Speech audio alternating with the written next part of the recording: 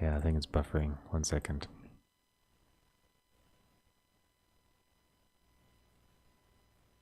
Okay, it looks like we are live.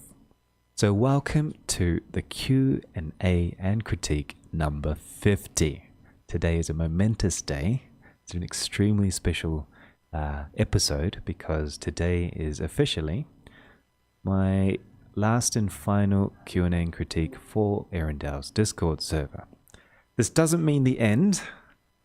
This means this will just become another event in another community, which I am now a core developer of. So I have become a lead developer of the B4Artist community and also fork of Blender, meaning I will be working in that community and also pushing that community with this similar concept.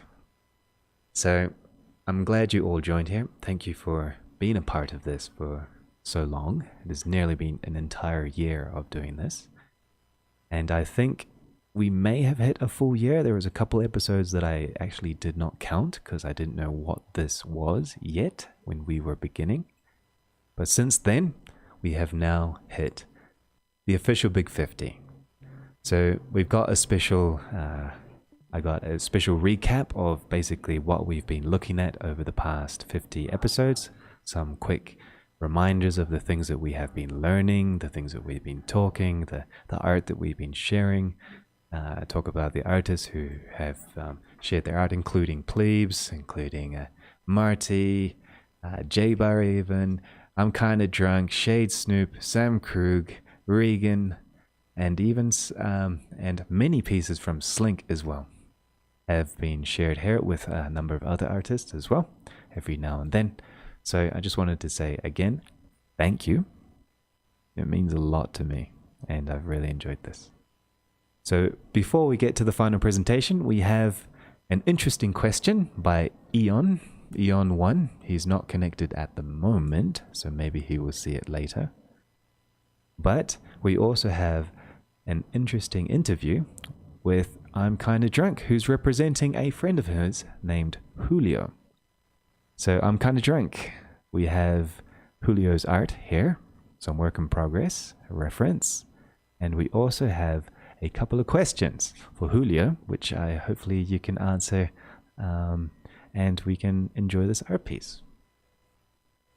And with that, we can go on with Eon One's question about mega scale projects, how to manage it, how to work it, which is basically a technical director's discussion or advice for working with larger projects within Blender and how to use Blender for these types of things. And then we can go down the special memory lane. Sound good? All right. Let me get the champagne ready. All right. Awesome. Yeah, me too. Okay, so I'm kind of drunk. First things first, I'd like to get to know a little bit more about Julio, who hopefully will watch this later. Tell me about yourself. Well, he's a great friend in the army while we had our service, and he's always been a better soldier than me. Since he's watching it, he's gonna know this. And even courses together in the army, and he always helped me. He was always talented and skilled, and he everything he does is passionate. Like I'm a delayer, you know. I tend to push things for the last minute, but he gets his hands dirty. That's why I say he's the best soldier than I was. That's really He's a nice. great. So you've known each other for a very long time, I assume. Yes, Through thick and more than 10 thin. years. Wow. So it's an honor to see his work here. So how did he get into 3D? I showed him Blender, and he works. He is getting a degree in math. He's a mathematician, and I showed him Blender because he asked me to do a project Oh, sorry, you cut out there for of a a Mobius moment. strip, and then he just flew on his own. Oh, sorry. He asked me for a project. He asked me for help on a project to make a Mobius strip, Which is an impossible shape and almost. then he developed passion for Blender on his own. Sorry. He made the Mobius strip is a very difficult shape to create, correct? Yes, and actually we failed this project. We lost it. Oh But it was, no. and then he started using Blender and very passionately. He actually, I lent him my computer because his one broke, and he's working basically on a toaster. He's doing this with limited, very, very limited resources.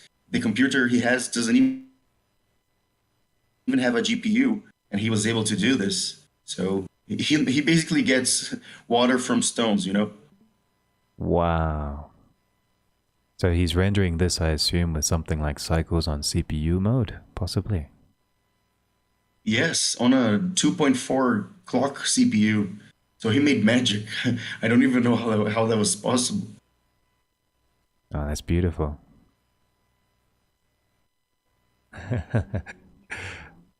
That's incredible. All right, so excellent. So this art piece that he's created, this is one of his first pieces. So from the Mobius strip, Sorry, he decided to create an aircraft. Is this right? no, he had a lot of other projects before he doing this one. Oh, really? So do you know? This one is definitely my favorite. I even used it on my. Sorry, go ahead. Yeah, you may need to drop your threshold of your microphone. Every now and then you cut out a little bit, and then we can continue, I suppose. Okay. So this isn't his first piece. This is actually he's done a number of pieces, and Yes. you've used this piece in your own art before. Yes. It was one of my Easter eggs on the render I submitted for the Q&A Ah, 47, I believe. yes, a couple of sessions back. Yeah. It's very nice, very meta. So, what do you think his inspiration was for building this aircraft and to push through into the 3D world with his other art pieces? I can see that he has a reference from a historical aircraft, but Mhm. is this part of a series, or is he a fan of this type of historical models? What is his other art like?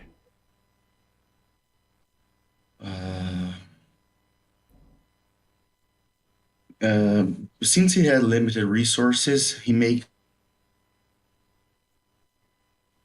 like really complex models, but he has trouble rendering them because of the GPU.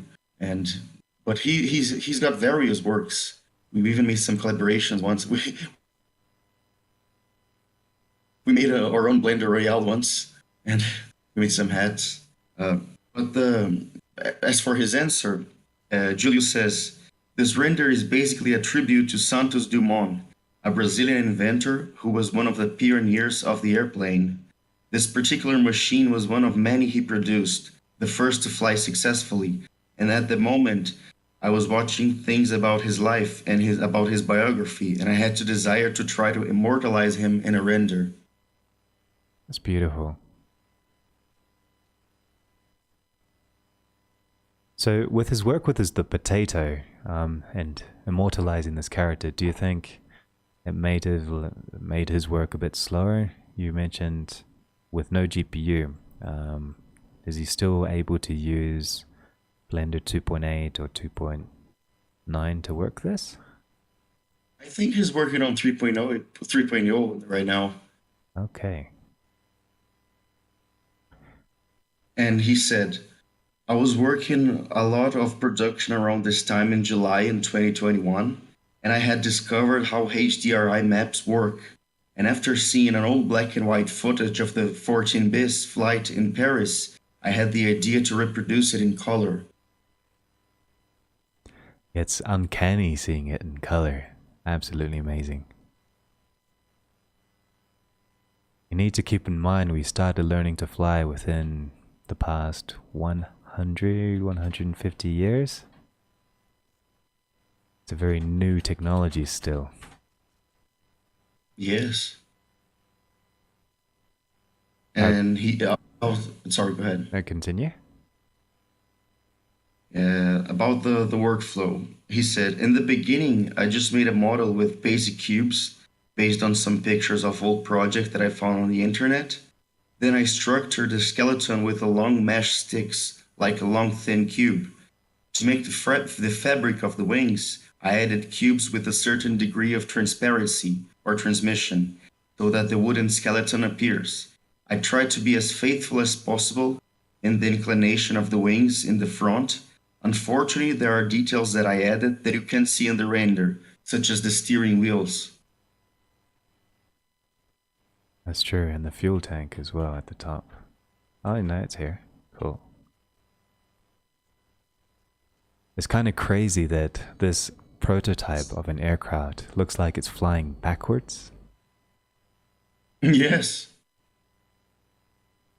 when later it was the basis for making the aircraft fly forwards by just reversing the motor direction. Some design adjustments along the way. Yeah, just swap it around, you know. Oh, I commend your work. So, as for the sorry, So as for the what? as for the time of work, how long did it take? He says, as I recall, it took me 3 days to do it. I started on 18th of July and finished on the 20th, which is Santos Dumont's birthday, 20th of July. Only 3 days. That's really fast. Yes. See how he's better than me at modeling? All right. And he says the message behind it. My intention was to revitalize an important moment in history, giving color and shine to memories that often only exist through text and old photos. Yes, we sometimes view the history in black and white, which I think you've done very well because it is uncanny. And it's kind of crazy to if you look at history 100, 150 years ago, life was ridiculously, I guess you could say, hard. Lots of discrimination, lots of violence, lots of wars, lots of poverty, lots of disease, and just technology helped us get out of that. And Yes. the problems of today is just a minor reflection of what they were in the past. But in the past, it was very real. And raw. And raw, extremely raw. So you captured that quite nicely, and I love the piece.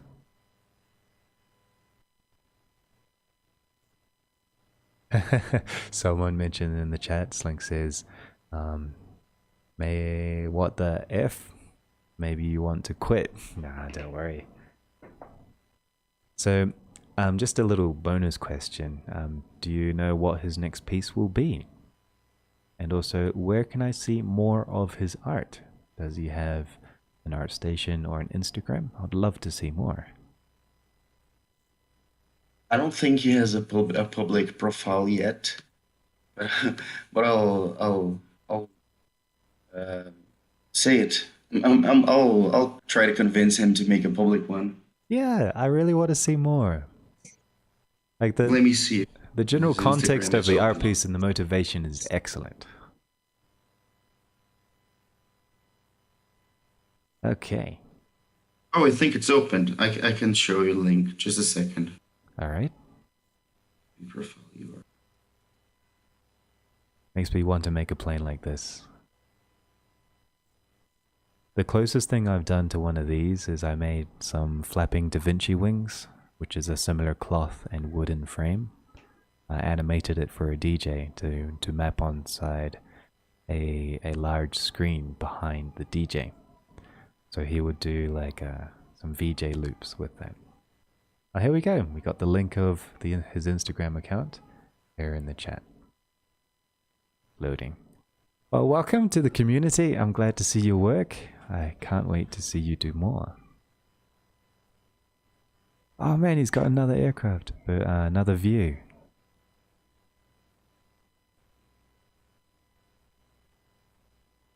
Really nice. And since he's a mathematician, he always makes chess pieces, which are pretty cool. Yes, I've seen that. Very nice. Wow. I hope to see more of these planes. I think it's an excellent series. So, if you guys hear somebody selling bananas behind in my microphone, please forgive me. And we'll move onwards. Buy some. I should. All right. So, I'm kind of drunk. Thanks again for representing Julio. I really would like to see more. I have very little constructive criticism. I just hope to see more. That's basically all I can say. So let's move on, I suppose. Thanks so much for the opportunity, Draze. It means a lot to me. And Julio, keep up the good work, man. Yeah, it means a lot to me too to see your work, Julio. Is it Sorry? Julio or Julio? Julio. Julio. In Portuguese. Yeah. Oh, nice. Okay. Well, nice to meet you. All right. So, Eon One. You swooped in earlier this afternoon, about 10 minutes before the session began, and you came up with an excellent question. So, Eon One, I wanted to ask you, would you be okay to go onto the microphone? Would you like to expand a little bit on your question before I read it out? Yeah, sure, absolutely. Hopefully my mic quality is not terrible. That's good. I'm just setting up the balance. So, Eon, tell me about your question. So I wanted to ask a little bit, kind of general tips and guidelines for what I call mega projects, which, to give a bit more of a solid kind of idealized description of what a mega project is to me, is a project in which scale, right, of the space isn't necessarily the only goal, but rather the quality of everything that is included within that space, or the, well, how would I put it? Sorry, English is not my main language, so I struggle a little bit with these things. That's okay. The space that you're working with, basically, the quality of the assets within that space is taken to whatever maximum you can reach it. And the main point of it is all about the final experience, right? Trying to either achieve realism or like a specific, very deliberate and designed style to things, right? And we all try to approach this. And usually within the Blender community, what we see is a lot of the times is very specific renders of objects or specific places or vistas, but we never see a combination of all into a single coherent scene, right? It's very rare. And when we do see them, it's usually quite insane, but there's a focus on a very specific part of the entire scene. A mega project is meant to be something that's explorable by either a player or by simply having it be presented as an AR or VR experience, very similar to how games are today, right? Me as a game developer, obviously, having Blender has been an absolute blessing. I've learned to do all sorts of insane things on it. More than anything, I love the fact that it's extremely customizable. I've run 3 versions of Blender all at once. I have the beta version, I run the standard version, and then I run the Blender for Artists version. Oh, nice. And I use each one of them to like accurately do specific tasks. So like my main build, which is like a custom download from the source, I do some code, I manage and install some add-ons with specific modifications to the workflow. So the main is for like designing objects that go into major scenes.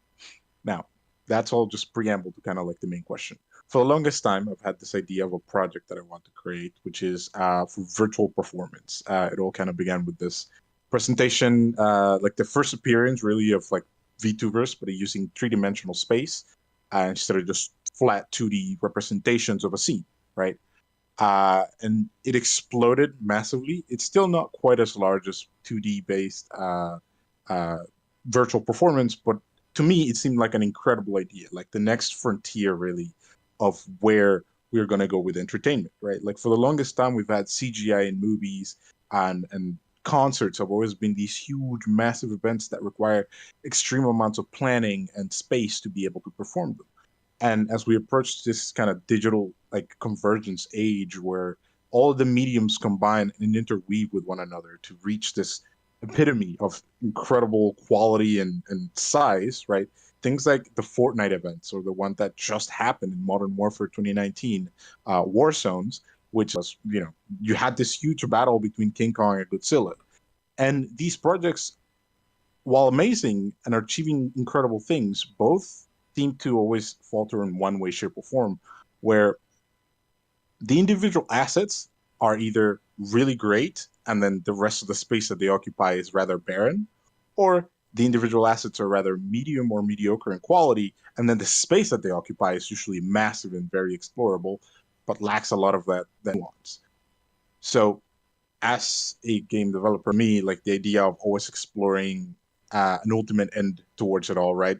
Somewhere where all the individual parts that make up the scene, make up the experience, reach their maximum quality has always been a really difficult thing to do, but something you always aspire towards.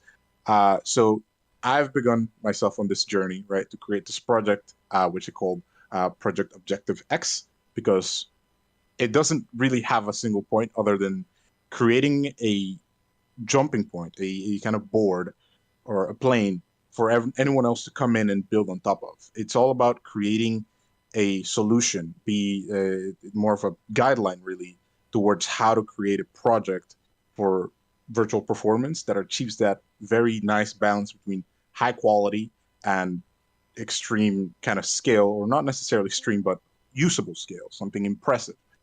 And it's been very difficult. And I just kind of wanted to ask, like you, Dre's, who've done some of these things before, like, how has it been for you? And what, like, personal, like, individual tips have you used, like, guidelines for yourself as an individual to maintain focus and technical, like, ability, consistency throughout the process, right? Because, for example, for Blender, I want to utilize Unreal Engine as the final place where the experience occurs, because it's just simply built better for that specific kind of task, right? All of the controller inputs can be managed. Everything is easy to code for. Modules can be implemented, and things can be easily changed out. I've thought about using Blender solely, but it's just simply not. Then Blender is not designed or built completely from ground up to perform such tasks. But I do know that you can combine Blender and Unreal Engine to get to that point. So I wanted to do all the material design and implementation within Blender, and then bring it into Unreal Engine along with some of the custom code that I design as modules to kind of finish the project together inside of Unreal Engine. And Blender is the preferable platform to do this on, because you can create the assets and modify them. And also, now that we have geometry nodes and the Everything Nodes project within the Blender Foundation, where eventually everything's going to be pragmatic and programmable and malleable to what the user or the creator desires, it's really a no-brainer that Blender is going to be the application to kind of face it all off of, because it's free. It's something that anyone can touch. It's something that anyone can approach, and with time can learn to modify. And that's kind of one of my main focuses, that people can go out, they can simply download every single piece of the project and mess around with it and create their own unique style for modification. So in general, really, I just want to know, like, what are specific parts of the process, or just a general advance, like overall covering everything, tips and guidelines that you have for such a situation for anyone between an artist, developer, or whatever position they happen to be occupying within it. This is an excellent, juicy question with great context. Thank you. Oh man, I love it too. All right, so I have prepared this 3D scene in my screen here to help explain what I'm going to explain to you. So you understand my context, that I guess you could say I create projects from the ground up to final renders. So you know a little bit about my work. And basically the work that you described is basically the role of a technical director, which is somebody who works in between all of the different areas of a job, and they develop an actual pipeline, or they work the entire pipeline to make sure data goes from one area of the software to another to the final project. So what I'm going to do is I'm going to take a metaphor, and I'm going to explain this with a metaphor. So imagine this blue character here. He is the technical director. So he's an interesting blue character, and he's walking around in this world, and he needs to create this ethereal pink project. So this pink project is basically what you described as the mega project, the presentation for the audience, the content that is consumed by the user. Could be a game, could be an AR world, it could be linear animation, it could be a web series, it could be a television episode, it could be a full-on feature film, AAA. This project, this pink project, is the final consumer product that people would be looking at. It even could be a transmedia project for publicity. So this project is basically his house. This is the technical director's house. So he needs to build this house in a very good way using materials that different areas of the production pipeline would be doing. So for example, we have an area that's working with models, we have an area that's working with animations, we have an area that's working with the actual programmable interactive concept. But the foundation of the house always starts with one thing. And that's one thing you need to keep very clear as a technical director working on your projects is this green block. This green block is basically what we call the story. This is something that we've talked about often here in the Q&A. But this overview, this general idea of the story is basically what we want to say. This story is practically the general concept of why I have this project and what is the purpose of the project. So you answer these questions. What is the project? Why do I have this project? For who is the project? And how do I want to tell what this project is to the audience? So we work in media. So we will use animation, we use cinematography, we use interactive storytelling, and we use all of the electronic devices to tell stories. We create stories, we create platforms for people to tell their own story. That's what a sandbox game is. We basically boil down the philosophical concept of a general project to what is your story? What is the user's story? What is the audience's story? How are they going to get involved emotionally? And what are they trying to understand through the concept of linear time? How are they going to enjoy this story? Are they going to become a hero? Are they going to be a healer? Are they going to become somebody who transforms from no abilities into the game to something with many abilities into the game? Are they supposed to root for King Kong, or are they supposed to root for Godzilla? Which one is the bad guy? Which one is the good guy? What is the concept of self development? Are they becoming somebody new? Have they come from pain as an orphan who started up his own company? And now with his company, he wants to fight injustice with a system that is corrupt. So he's taking the justice system in his own hands, and he's kind of trying to make the world a better place, but he's resorting to violence and vigilante type of concepts to develop his own personality of trying to control without being restricted by the authorities that are corrupt. Is he Batman? What is his story? Once you have your story clear, this is the foundation of your project. If he understands that, okay, to build a house, you need the foundation.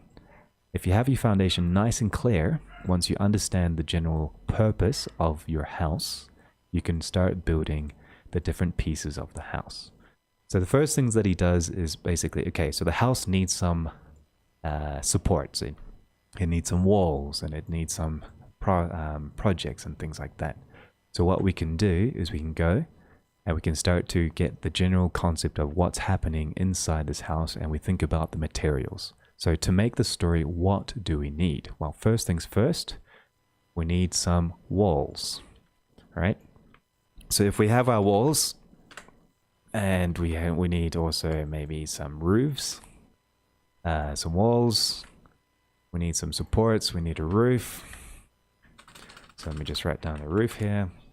We need possibly some windows and doors, some decoration. So walls, we need some decoration, some functional windows,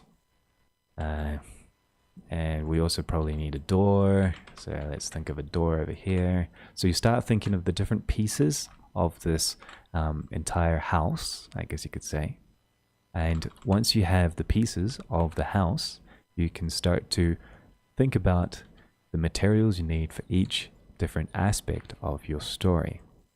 So this house's purpose is to have a family that lives inside the house, and this family is going to have a good time, and there's going to be like a nice kitchen corner here with a view over the mountain, so that when you cook and you wash your dishes, you have a good time. You understand the story, the purpose of the house, you have a clear vision of what the project is, you have a clear vision of what the pieces are. So with that, you start to use the tools to create what you need. So for example, the tools here, so this technical director here, he starts to go to Blender. And inside Blender, we start to see that we have a series of tools. And these tools are good for building pieces of the house. They're not good for making the entire house, but they're good for making pieces of the house. So these pieces could be animation, it could be props, it could be environment assets, it could be anything, it could be foliage, it could be different types of things that we can use inside the house. So this is good for making materials. So what we're going to do is we're going to start collecting materials, and we start putting them together so that we can start building the house. And these are the materials that we call assets, I guess you could say, or props, or environment props, or character design, or anything. Blender is very good for this. So within Blender, we have a process. So this process could start with, I guess you could say, conceptualization, to block out, to modeling, to refined modeling, to, let's make these a bit smaller, because there's a lot of different steps, right? So to refined modeling, to then UVs and look development, to material development and textures and shading, which could also be another software. For example, we could use Substance Painter, for example, or Substance Designer for designing the materials and shaders. That's what it's designed for. So this is another software that you can use to replace that step. You could also use another software for UV unwrapping, which I think is another project. So let me just change it to like another software. And you could also use, for example, for your concept art, you could use something like Photoshop or Krita instead of using directly inside Blender. You can use anything, but the general process of asset creation is basically from point A to point B, to the point that we get to the part where we start doing rigging and animation. Well, after that, we've created enough pieces of the materials for the house, and then from there we can start using something that we call layout. This is what you're using Unreal Engine for. So in layout, we take all the pieces, and so let's just grab all the pieces, and we move all the pieces over here, and we start using those pieces to start creating the pieces that we want in the actual world. So this is the part where we start doing animatics for animation, where we start planning the shots, the cameras, the characters, the layout, the dialogue. We take the general story and we use all the assets and we start putting them together so that we have a general layout of the house. So with that, we take the pieces of everything that we use. For example, you might take the rocks, you might take the trees, you might take the grass, you might take the buildings. You take all the assets, you start creating some tools to help you do the layout within Unreal Engine, for example, or you use blueprints, or you use Houdini, or you use a bridge with geometry nodes, and you create geometry nodes tools for your layout system. And you start creating your tools to help layout, then you start creating the layout, then you set up your cameras, and you set up your story, you set up your composition to help direct the person into the house, to move through the house, to be attracted to the kitchen in the corner, the light in the corner. You start doing your lighting, you start doing your concept of the storytelling. Okay, so the dishes are dirty, but there's a nice big meal on the table, and the meal is steaming hot and fresh and delicious, and it's got a nice big turkey there.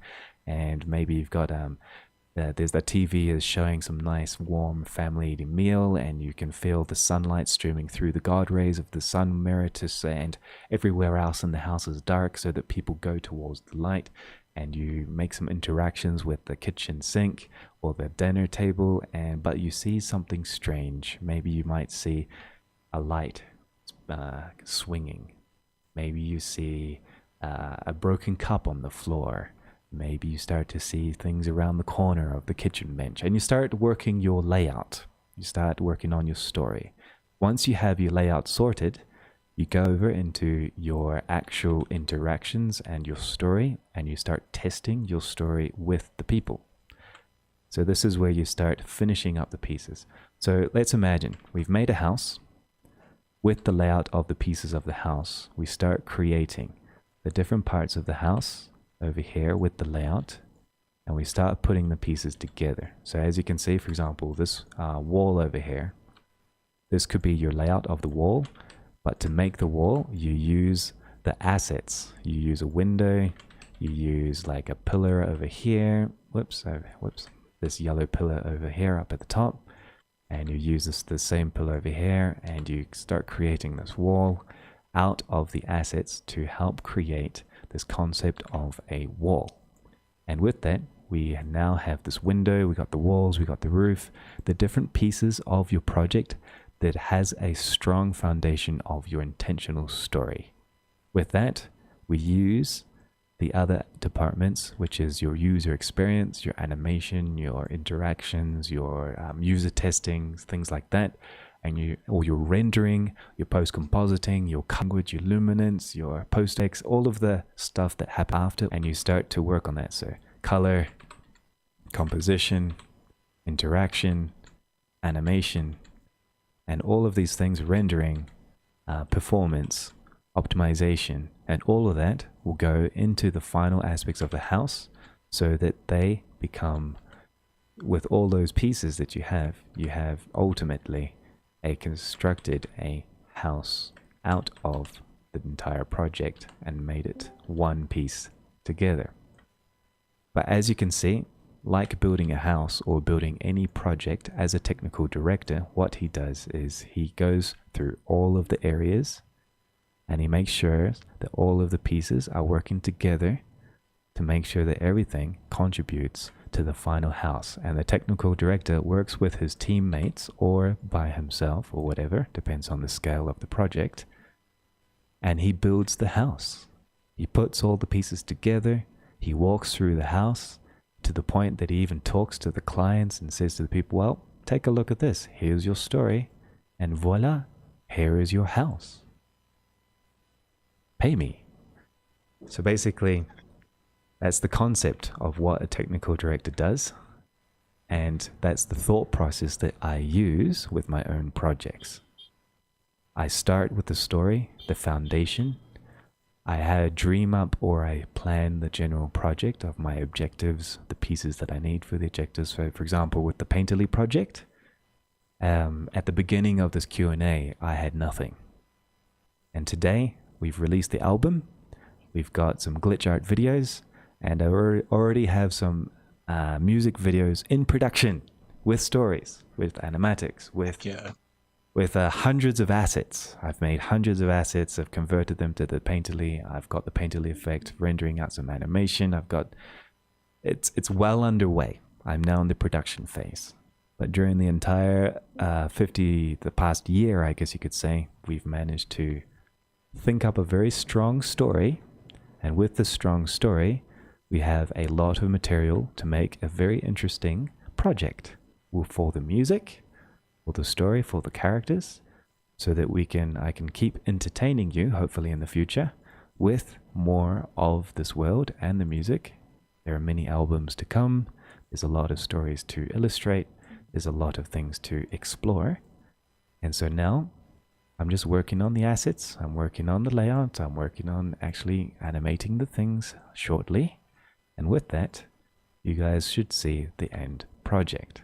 It's a big project, obviously. The album alone is 18 minutes of animation. Basic animation, but content, right? But that's the thought process. Hopefully that answers your question in a semi-illustrative way. If so, do you have more questions? Would you like me to go deeper into a particular step? Well, yeah. So, first of all, like absolutely incredible kind of representation of that. I always like I've thought of the kind of going through like, okay, which position would I be at within like if this were like a full-time like a full studio, right? We had all the positions to be filled. Like which position would I fill? And then trying to kind of get into that logic to allow me to do what I want to do better. But obviously, there's always that issue with kind of like imposter syndrome. Was like, okay, I am not a technical director by any matter, way, shape, or form.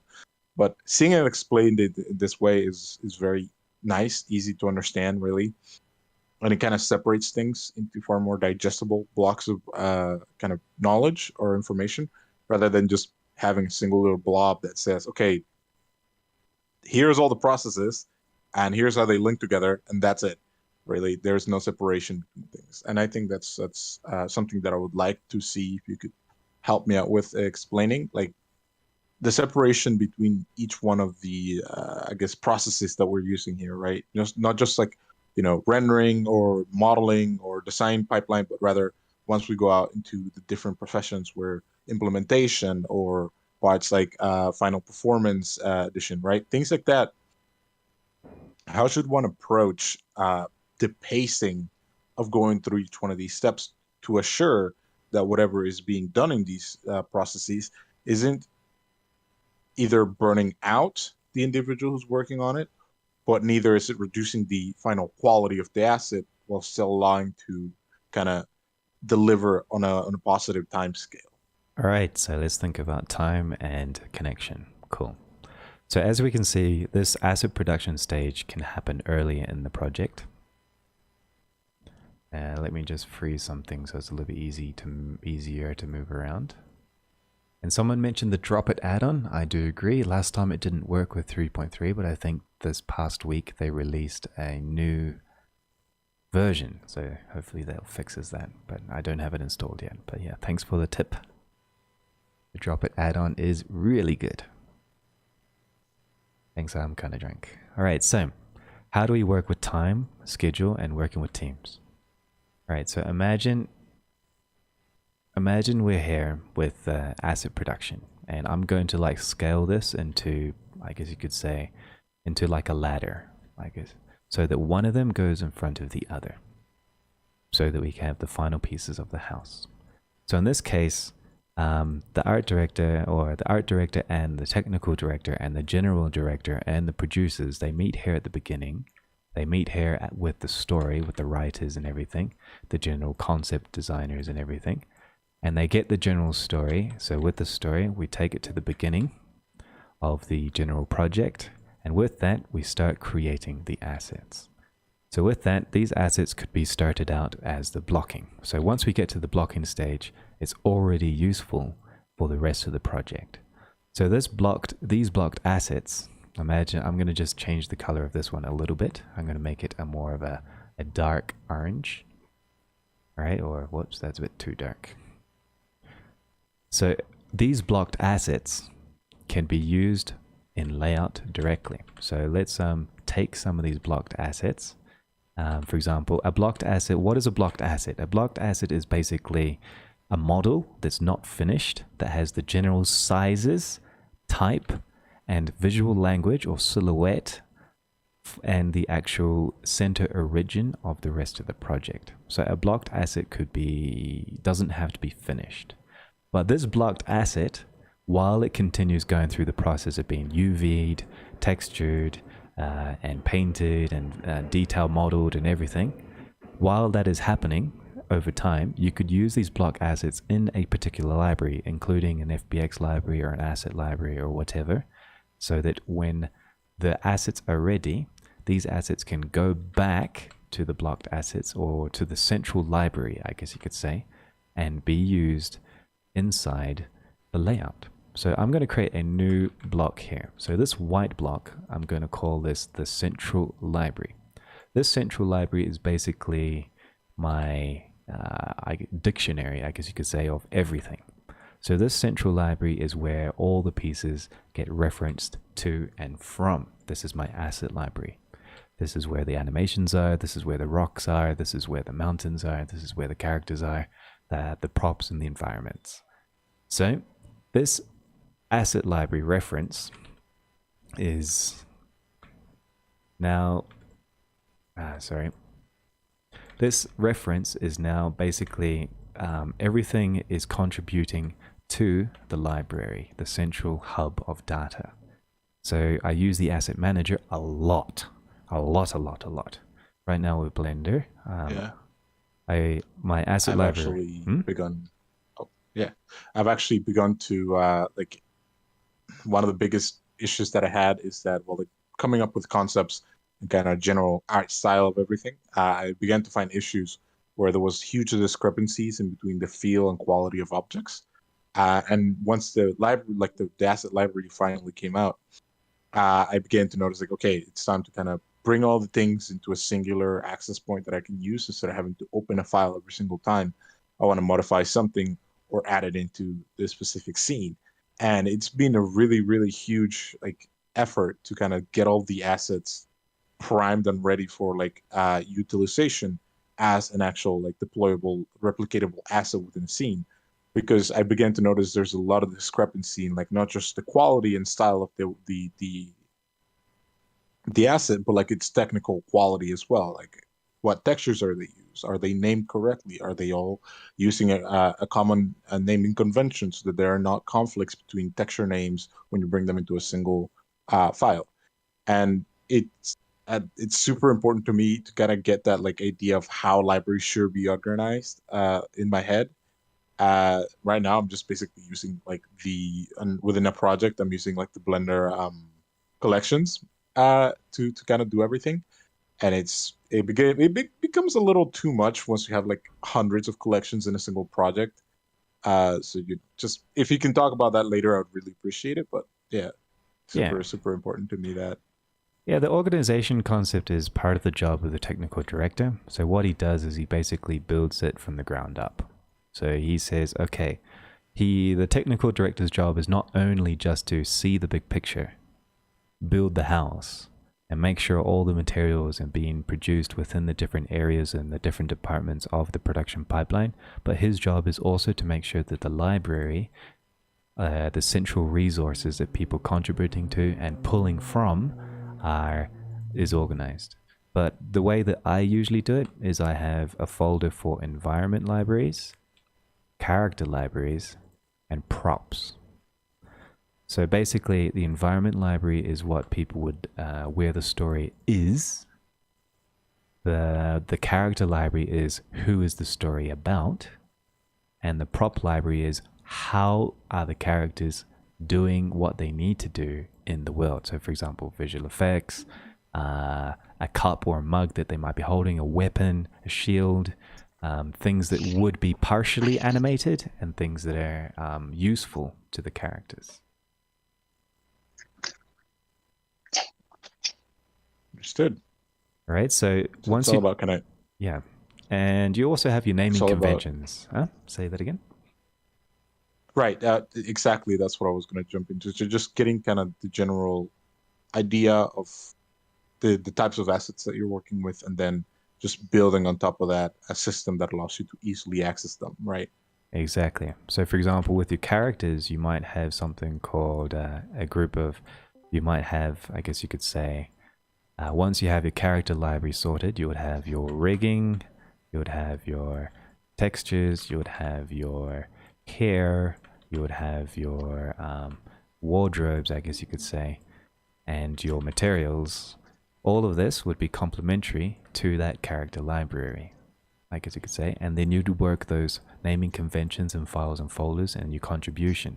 So for example, if someone's working on the textures, they will be contributing the character textures into the character textures chunk of the library. If they're working with the concept of, I guess you could say, rigging, then they'll be contributing to the rigging part of the library. If they're working and And if they need to get the models of the characters with the UVs to make the textures, then they would be pulling from the model aspect of the same library where the character is located. So in that concept, your central data repository or your library is where you store your tools, your materials, the nails, the wood, the half-made door. This is your garage that you have beside the house as you build the house. This is where the technical director lives. He lives in this little garage here, and this is where his stuff is at to build the house. And everybody's referencing and pulling from that library as they work. So during that process, if things are time sensitive, you can start doing layout and your blocking of your levels and characters and things like that using blocked art pieces, or even just doing blocking directly in the game engine, which is the most typical workflow.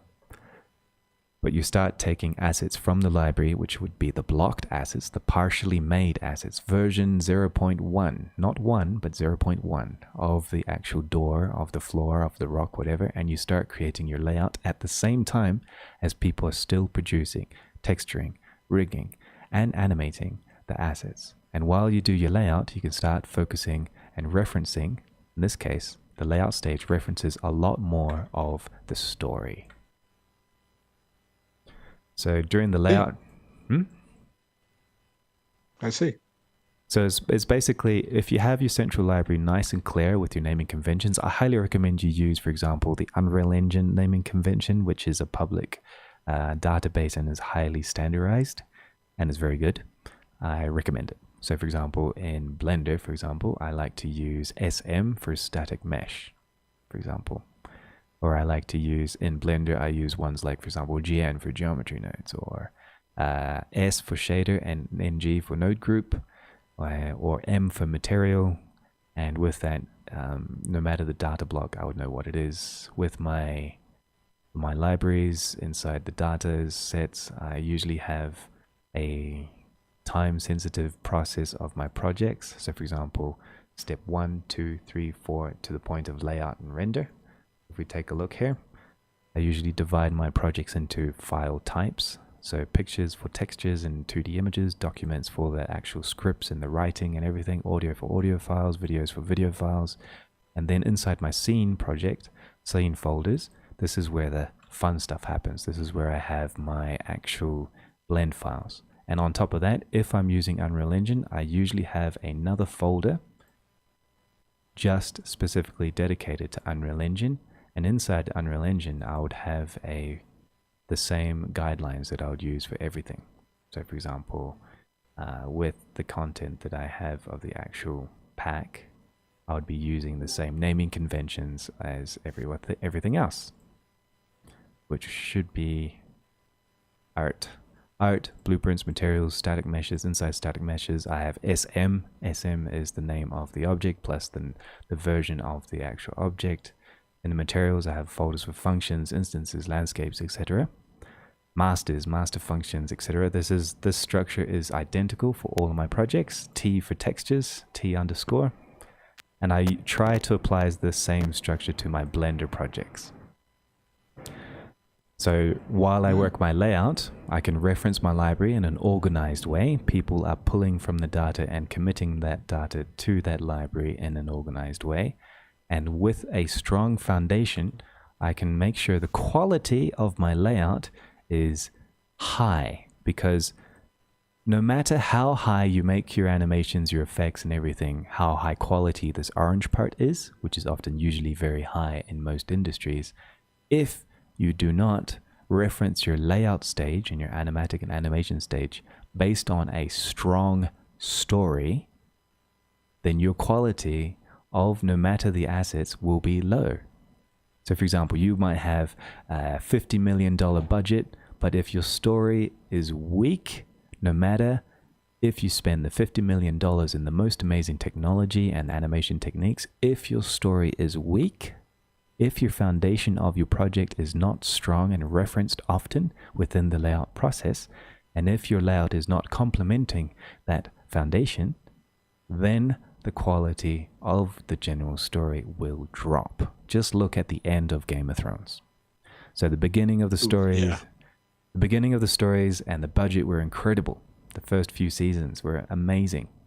But by the end of it, the story started to fall flat on its face. Things were happening without explanation. Things were jumping in and out. Characters were very weak and very one-sided, and there wasn't a lot of pro and con and internal dialogue, and there wasn't a lot of like the concept of good and evil, or the debate of like, what am I doing with my life, or existential dread or whatever. The story just became weak. So by the end of it, their foundation for their general project of season 7 crashed. And even though they made the production excellent and it was incredible and they broke records and they had amazing budgets and everyone in these departments did an excellent job, because the foundation was weak, the story was weak, and the fandom were furious. And that is what defines quality. It's a strong foundation, not just the quality of how you work with the different departments, but having a strong foundation. And that is the story. So with your projects with, for example, great games, even if the gameplay is terrible or the graphics kind of broken, based on the user story experience, they had a really good time. It was really difficult, yet they're overcoming their fears, things like Rocket League, you know, like they love cars and they love football, and you can play it together and you get some skills and you use a controller. That experience of having a good time, that story that you created for your user, with the platform that you created of a sandbox of playing football matches with cars, with rockets, it became popular because you referenced that story. People who love to drive and kick around a ball and have a good time with their friends. So you reference that story, and if that story is strong, that defines the ultimate quality of the end product. Make sense? Right. Yep. Beautifully said. So, yeah, extremely I mean, well yeah, put you know, together. I didn't even watch the last season of Game of Thrones. It didn't seem worth it. Exactly. It wasn't worth it. But I mean, it was cool to watch, but yeah. Get what I mean. What are we looking at? So this Diagram. Yeah, it's a diagram. I built the whole diagram just to explain the point, basically. Okay. Wow. Incredible. I do have like a bit more of a technical question. I really hope I'm not like taking up too much time here. So I'll try to make it short. So when it comes to like, as you're moving between these applications, obviously about translation layers or intermediary file formats, right? Stuff that you use to move things from one application to another. I've tried to stay away from Adobe because mostly they use a lot of proprietary, terrible standards that are impossible to deal with. I'm going like kind of stayed on the side of like open source. So things like USD being the most interesting one to me. Do you think USD is the best choice as the intermediary like file exchange format for going between Blender and then Substance Painter, although I'm moving more towards Mixer now, and then to Unreal Engine?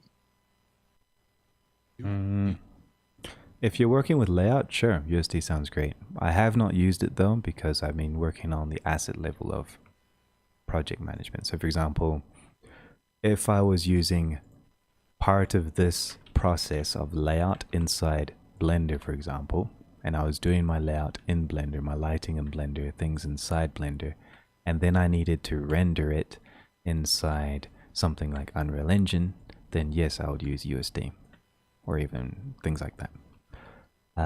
If I need to like use a standard with rigging and characters and things, then I would use something like FBX, mainly because it is widely supported in practically every single software. Even though it is annoying to work with, it is supported when it comes to certain types of rigging paradigms.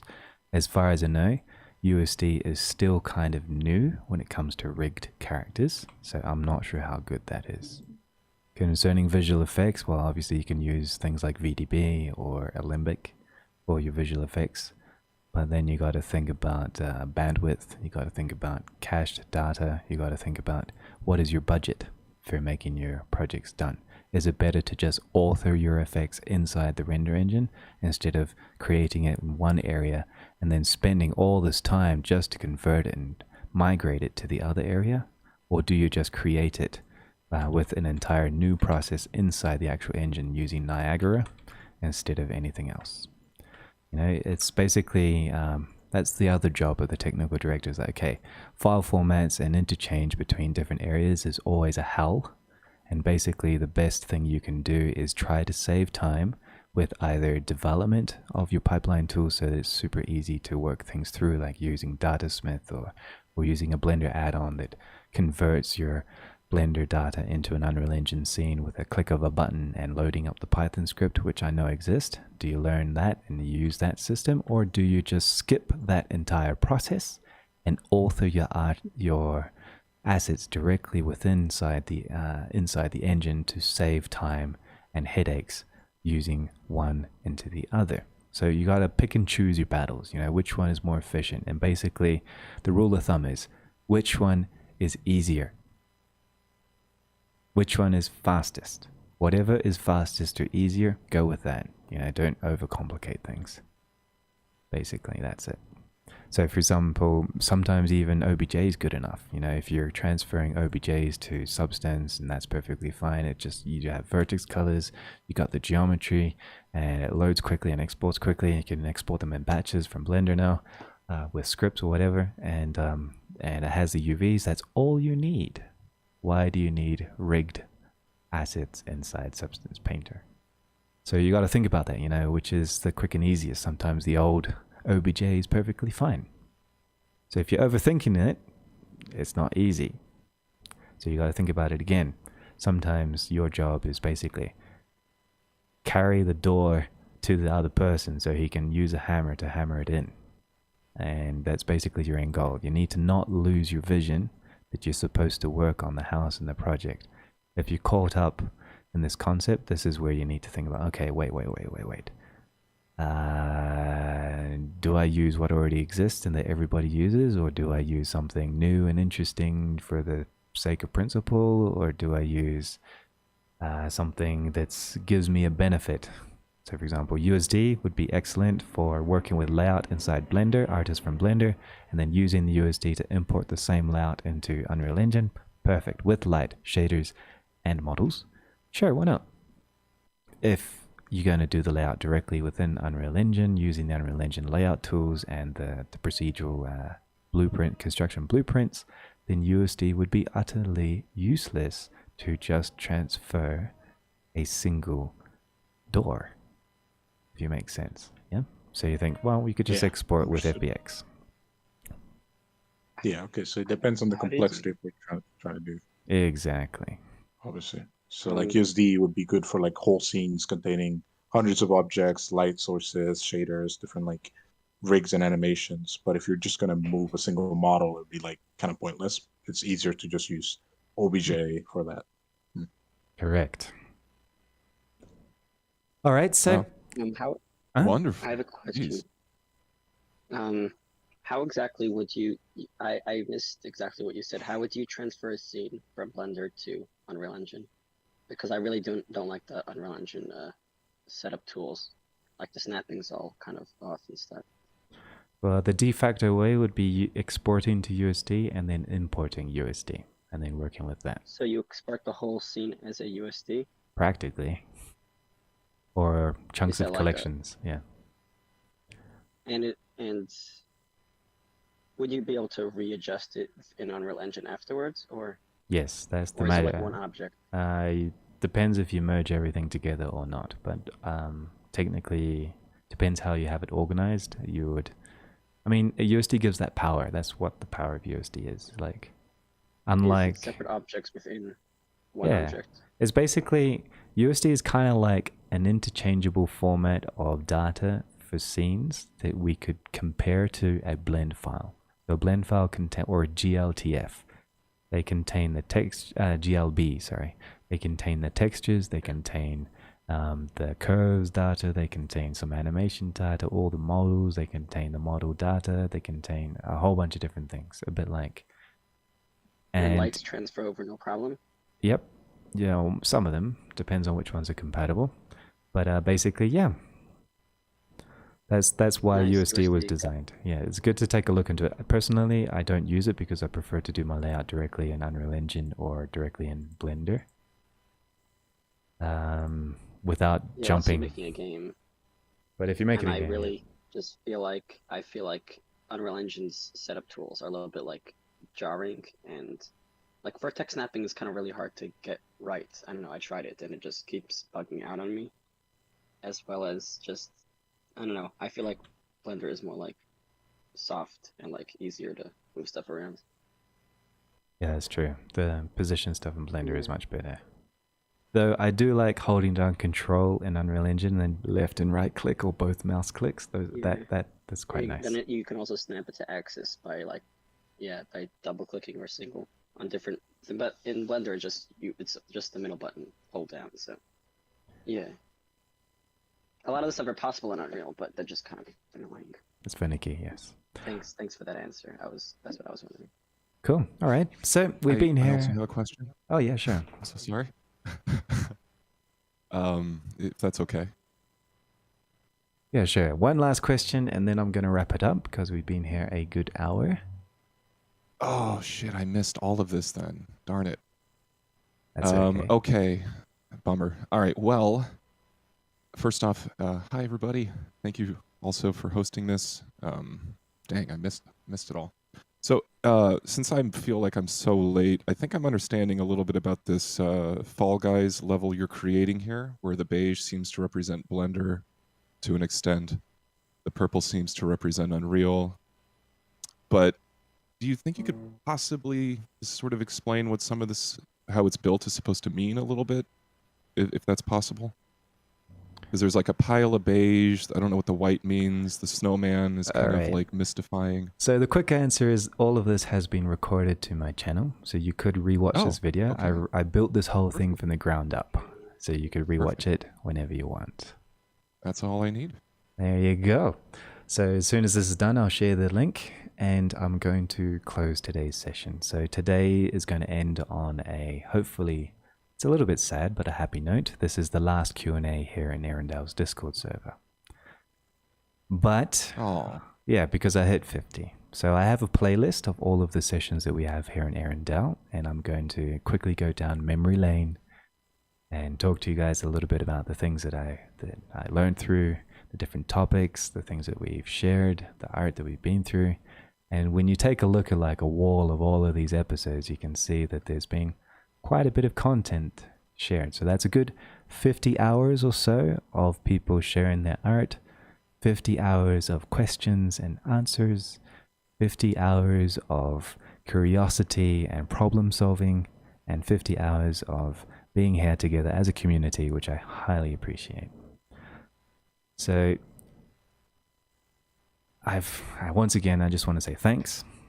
And if you want to like take a look back of any one of these sessions, I usually write a topic of what things I've done. For example, Plebes' geometry nodes, you Sam Krug here with your shader artwork from last week, different things. Hey, or art by you, Slink. You had to drop out, but if you watch this again, thanks again for all your cool pieces of art. We also got Mafia Bot's art piece here, I think. And a number of different other topics and things. So I highly recommend you check out the playlist. I wish I could summarize everything, but we've been here 1 hour already. But be in store, stay tuned. I will be continuing these things within the B4 Artist community with a slightly different twist, but it is not going away forever. It's just transforming. So thank you, everyone. Thank you. No problem. Yeah, this was quite amazing. If I say so myself, I didn't attend to many of these, but the few that I've been to have always been quite the process. You get to learn a lot of things. Excellent. I love teaching too. I love sharing what I know. Hey, thank you too. It's been some of the best hours I've spent on the net. Oh, really? Oh, man. Getting a little teary-eyed there, huh? Shade Stream says he's looking forward to season 2. Season 2, baby. Here we come. Eventually. Excellent. All right, so if you guys want any last notes or questions, I guess I can hang out for a little bit more. But I think that's a wrap for today. Once again, thank you for everything. It's hard to let this go, but it's time to move on. So thank you again. Thank you. Yes, enough. Bonus questions. Do we have time for that? Yeah, right, you're true. Okay, so big surprise. If you're still here and you still have some time, we have a question by Imkindadrunk, which has been extremely important. This is more of a personal one. If you remember earlier on, we used to do sessions about making portfolios. We had sessions about different types of personal aspects, how to manage working on your own and different things like that earlier on, especially during the quarantine. But today we've got an interesting one which affects all of us, I think, even me, is how do we deal with imposter syndrome while working with 3D? And also, to cap that off, how do we financially, specifically, value yourself? So, are you still here? I'm kind of drunk. Sure. What is the context of these questions? I was feeling kind of sad because I felt like I was only reproducing things from tutorials and I didn't think it was actually a real job. And I got commissioned for making a video for a friend of mine, and I didn't want to charge because I was like, oh, how can I charge for something that's not even a job by itself? So that's basically the context of it, because I feel my work is searching things on YouTube and applying them to my work. I'm not. I know what you're feeling. Well, my quick answer is time and service and your imposter syndrome. When you did your tutorial and when you learned how to do the work that needed to be done, and when you listened to the client and understand their needs, and when you created the piece and you sat down at the computer, you spent time. You spent time learning how to do it. You spent time doing it, and you spent time understanding your client, and you've provided a service. So, in essence, I know it's hard to think you're copying some other person's technique, but basically you're still providing a service and you're still giving time. So you got to keep in mind, we're all going to die one day. Your time is limited. Time is precious. Time is value. The time that you give to somebody as a service is valuable, because we're all going to die and we want to create something, and somebody has given you or wants to give you some kind of financial exchange for your time to study, your time to practice, your time to produce, and your time to create. So this time is extremely valuable. So this is how you value yourself, is if you're having difficulty, measure your time. Earlier in the first sessions that we had in the Q&A, you talked a lot about this, actually. We talked a lot about charging clients, how much to charge. We talked a lot about the concepts of working with others, what are the difficulties, things like that. So I know one of the things that really helped me was, especially with this community, is that I learned that my time, I live in Colombia, I've been earning pesos, I've been working for local clients. Trace, you're from Colombia? I am, yes. Half Kiwi, half Colombian. Hijo de la madre, yo creí que jamás iba a encontrar un colombiano. Really? You're from there too? I'm sorry, yeah. Serious? Yeah. Soy de Antioquia, Medellín. Oh, nice. I love that city. Yeah, around that part. Yeah, I mean, apart from getting stabbed all the time, but no, it's pretty nice. Come on. It's not always like that. But nice. I know, I'm joking. All right, let's talk again after this. Let's for sure. I'm gonna add you as a friend for sure. All right, so Julio. fuck yeah. All right, so with that, So I live in Colombia, and as you say, the Colombian peso is not very strong. It is very weak. And so I started this work in the industry thinking that my work was pretty much very cheap. And I was competing with many artists here in Bogota. And everybody is negotiating for lower prices. Everybody's competing for lower prices. There's a very strong student market that don't know how to charge. So my comparison of my own value was very low. So low that practically I was learning $1 to $2 per hour of work, pretty much. Until the quarantine, and then I started to realize that many people earn overseas between $20, $30, $40 per hour easily. Yep. So my concept is, okay, so I have spent 10 years of my life learning how to do 3D, reading manuals, following people's tutorials, trial and error. I have spent a lot of my life doing this. And even if I just start, I've spent many hours away from school, many hours away from my family, many hours away from my friends. Maybe I decided to stay at the computer instead of going out and drinking. I spent many hours of my life creating habits to stop playing games and to start doing 3D. I have invested time, and this time is valuable.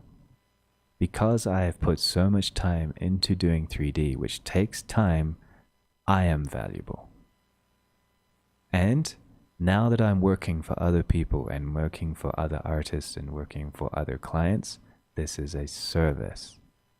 So when I start to feel like I don't deserve it, I need to look back and think about all of the hundreds, if not thousands of hours I have invested into learning how to do this. It must be worth something. So the first thing you got to remind yourself when you have imposter syndrome is you have put time and you are doing a service. You are worth every single cent. And also, don't undercut your friends. Yeah, dude. Hell yeah. Basically, you Fuck want yeah, dude. But the general concept is try to study the market and ask your friends how much they earn, because it is unfair if you take away business from your friends by being cheaper. And you help nobody. If you are cheaper than your friends, yes, you might get the client, but you will drive the industry to the ground. So you need to give something comparable, or at least within a flexible closeness or a budget of your friends or others, so that you don't shoot yourself in the foot by not being able to charge better in the future, or shoot your friend's foot because you have undercut them. So you got to think of a strategy there of a win-win situation. If somebody is charging this amount for the work that they do, you should too, at least. If you're doing a better job then, and you've invested more time into the work, then charge more. Don't worry. Double it. If not, triple it. Don't worry about it. If you lose business, that's okay, because somebody who doesn't want to pay is a terrible client. Well said. And that's my advice for the imposter syndrome, is just remember the time that you have put into your work. Your time is valuable. I'd Yeah. like to piggyback on these points you brought up. Yeah, sure. So I think partially what might help be contributing to an imposter syndrome is like Blender, the program, all the knowledge is essentially free. You know, there's tremendously brilliant people sharing this deep occult knowledge for free. And if you're just sort of studying it in your own time, becoming hobbyist, and then sort of try to pursue it as less of a hobby, it becomes difficult to sort of figure out how to value that. So yeah, don't undercut your friends. Specifically, understand the market you're stepping into, the industry you're trying to step into, and what's being charged for the work and the work that is being supplied. You got to reach out to companies. You got to talk to people. Art is about communication, and therefore all artists need to be able to communicate with each other. We have to share. It doesn't make it free just because you learned it for free. That's time you invested to learn how to supply a service. If you make it easier for yourself, you can charge it less. You can always do discounts, but yeah, just don't undercut the market. Don't drive this industry to the ground. It's what we do is very valuable. I And it 100% should be agree. like understood that it is valuable. And we all stand on each other's shoulders and the shoulders of those that came before us in these industries. And technically, yeah, I'll say it, we all steal from each other. I'll just be the one to say, I see you all. I see everybody do it. And that's just the nature of art. That's the nature of coding. That's the nature of everything. Is you look at what's great, you find out how it applies to you with what you can offer. And you just gotta, yeah, Try to just, replicate it. yeah, just like well fucking said, man. Remember your time. Remember the value of what it costs for you to like put in that time. You gotta eat food. Mm-hmm. I always charge clients an upfront cost that's non-refundable. If they can't pay that, that tells me that they're not going to pay me in general. Yeah, exactly. That's a good thing And to do. since As I've well. done that, I've never had a client cut me out of pay.